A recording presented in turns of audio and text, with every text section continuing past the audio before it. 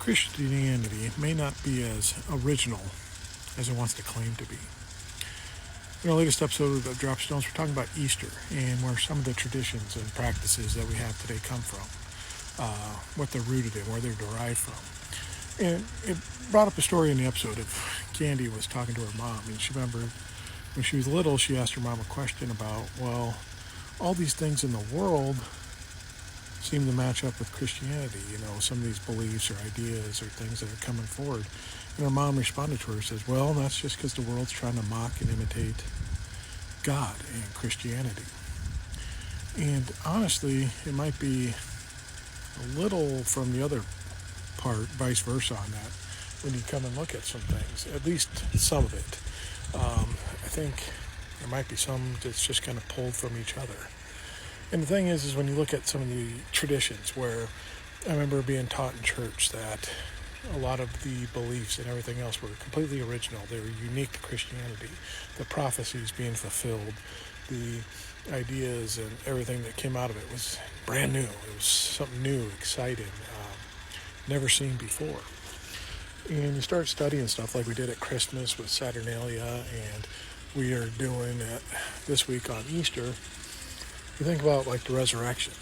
And they talk about in Christianity, I remember hearing, there's no other church, no other religion where there's a self-sacrifice and resurrection to overcome death.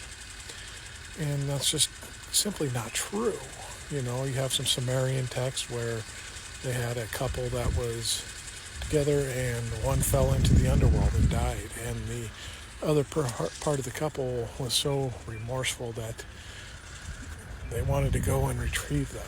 And after 3 days of being in the underworld, the earth started to suffer and all life was starting to shrivel up and die because there was no water, no life providing stuff coming out. So in order to save the planet and the species, according to the story, is that they send down a messenger with the water of life and the seed of whatever, or something like that. I can't remember exactly.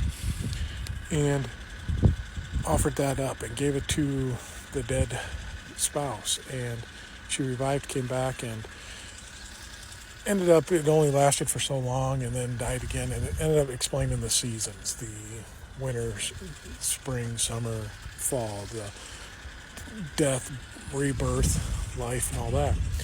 And it predates Christianity, predates Christ and his resurrection, but there's a resurrection story. You have Dionysus that was resurrected by his mother. There's a number of them that are out there of resurrection stories. So it's nothing new to the Christian faith that they're putting out here.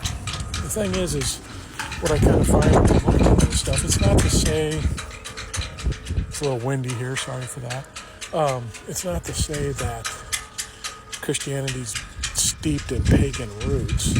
It's not. It has its own original things. I think more of the true and accurate statement is, and kind of to prevent Dan McClellan from coming after me, is that these people all were in a culture that was fairly close to each other, similar to each other, near each other. And maybe some of the beliefs and ideas that they all had spilled into each other's philosophies when they were creating their religions. And they put their own little spins on it. More to the point is that maybe there was some universal truth that back there that they were basing everything off of. And like in a game of telephone, as people dispersed and moved away, the message got a little warped from the original message. Unique tangents and spins, something to benefit the people telling the story a little bit more. Things like that kind of twisted it just a little bit to give it its own flavor, its own flair. I think, maybe Christianity's not necessarily rooted in paganism. There's a lot of imagery and stuff that kind of correlates with paganism, but could it be that maybe there was something else before that all these religions kind of stole from and took from and interpreted it in their own ways? I think that might be closer to the truth than anything else.